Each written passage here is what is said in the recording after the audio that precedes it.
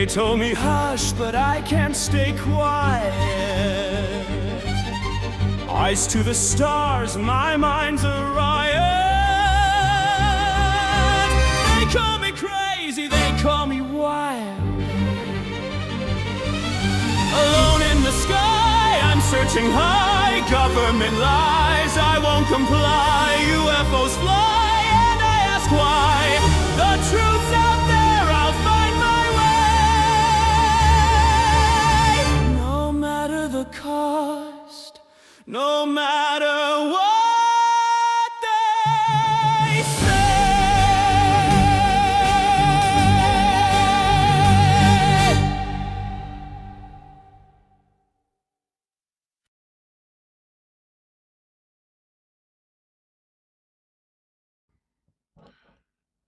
Hello and welcome to a new episode here on Reticuli Today.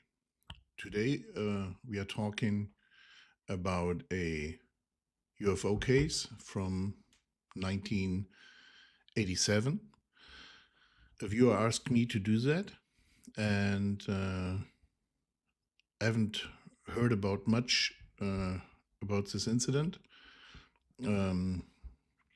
because it was a couple of times debunked, even from professional debunkers, and the main witness walked from talk show to talk show and wrote a book and made money with it. So that's okay at the end, but it sometimes has a bad taste to it. So she asked me to view this event from 1987. It was the Gulf Breeze incident. Ed Walters was the main witness who brought it up in the media, and it was a UFO we haven't seen before. It was like I would say it's a bus under the UFOs. It's the shape is kind of old-fashioned, like steampunk style, and I want to show you the key I used for the viewing. This is the key. This picture is one of 5 pictures, initial pictures Ed Walters took from his home, and you can see it's like ancient people would say it's a palace. Yeah, you have like windows on the side and ornaments, and underneath you have this bright light, and on top there is a dot, also with light. So this is one of 5 initial images, and I use this one. It is also published in his book, The Gulf Breeze Incident. That's available on Amazon and everywhere you can buy books. So it's a bit confusing this time. It's also a little bit disappointing. I got 3 information at all, 3 information that haven't occurred before, but with this 3 information, with this 3 information from the results, you can make your own opinion whether it's fake or it's real. For me personally, I come to a conclusion, but this time you have to figure out what conclusion you might take out of the results. So I show you the sketches, the session sketches. The session sketches are sketches I'm doing right after the session, not to forget the impressions I got. And I have to, I tried to transfer them to AI photos. And I'm not a specialist in AI prompts, so don't blame me for the images, but they give you an impression of what happened in those days. Okay, first we got a bag, a plastic bag, a transparent plastic bag, which was labeled with hefty in red letters. In this plastic bag there were plastic or styrofoam plates. I don't know how many, but I would say maybe a dozen or 2 dozen plates were in these transparent plastic bags. The bag was sealed, and that's the first information I got. So you can make out of it whatever you want. I think it's a indication for the crafted paper UFO that was found in his house.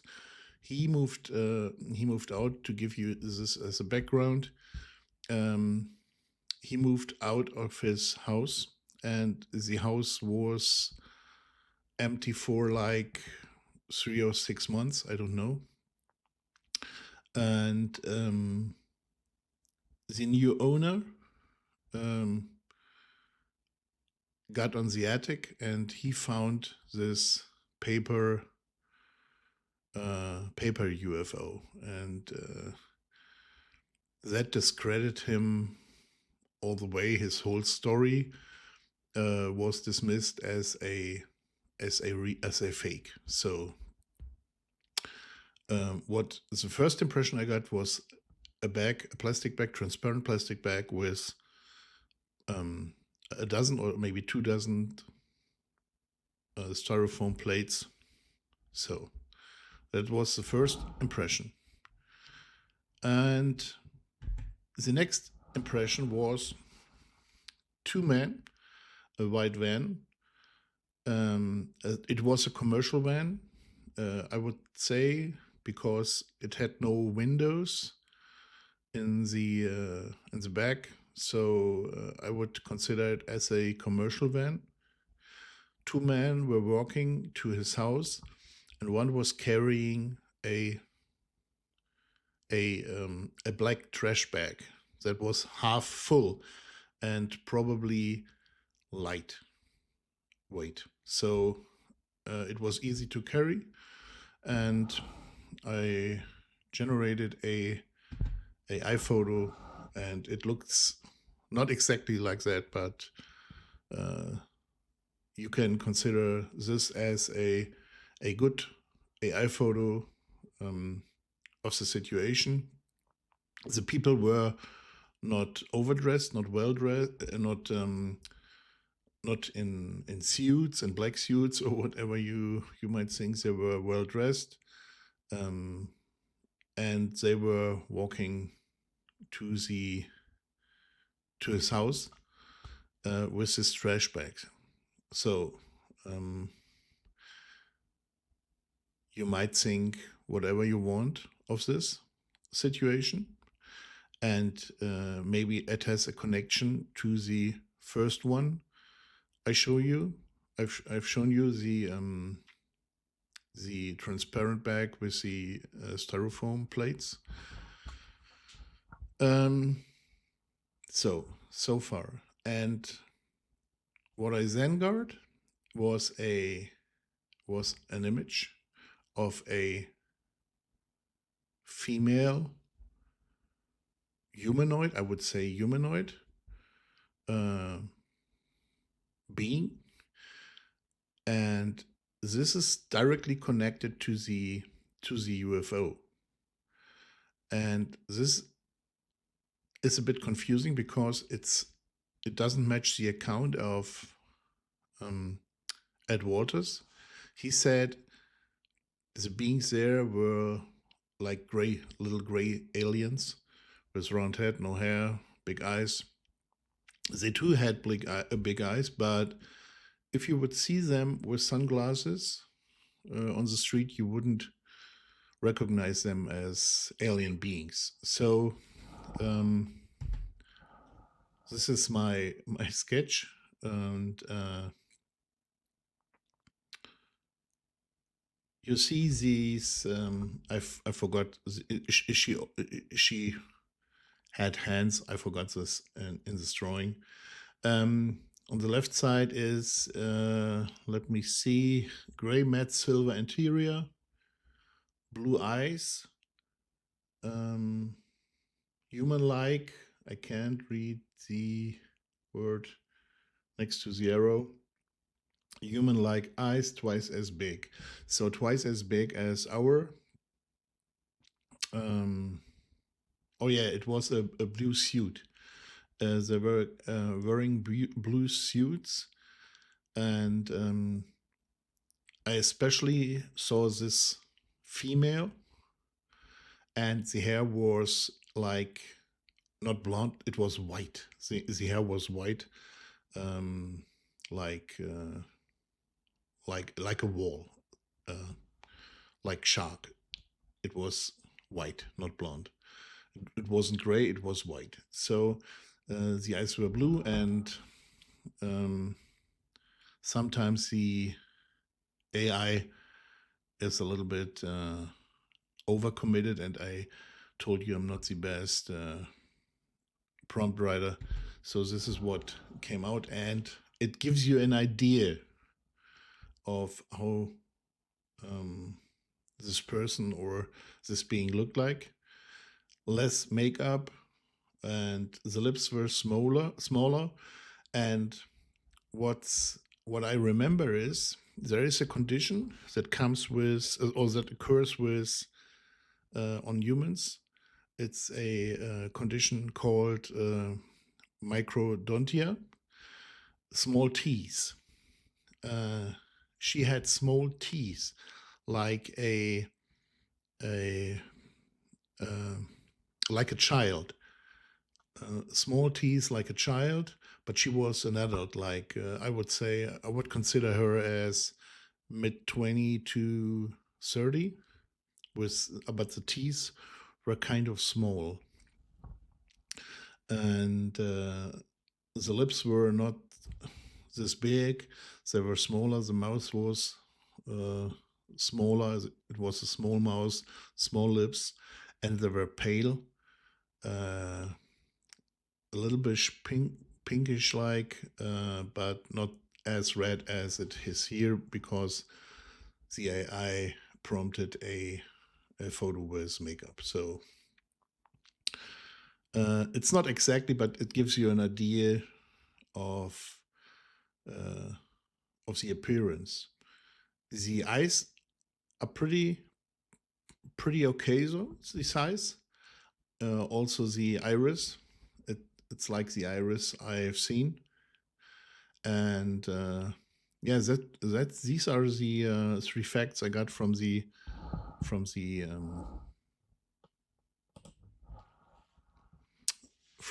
session. And now you make your own conclusion.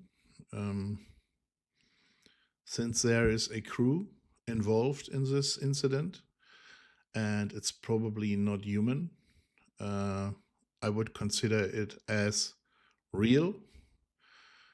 And the problem is that Ed Walters commercialized this incident. He went from talk show to talk show and got confronted with so-called professional debunkers, and he not always looked that good in those confrontations. And what I've found out after the session. I tried to go into the session without any as less information as possible. So if I got a request for viewing something, I get a key, and without any further information, I go into the session.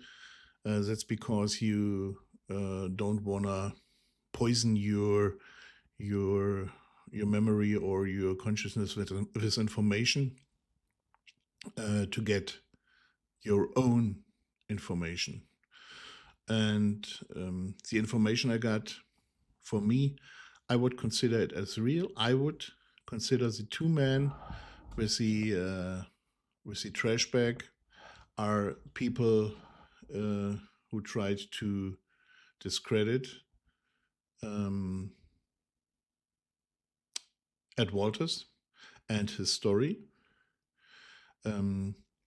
It sometimes is not very convincing, I must admit, and I know a lot of people will say this is absolute BS and this is a fake, but I'm absolutely convinced now that this is real.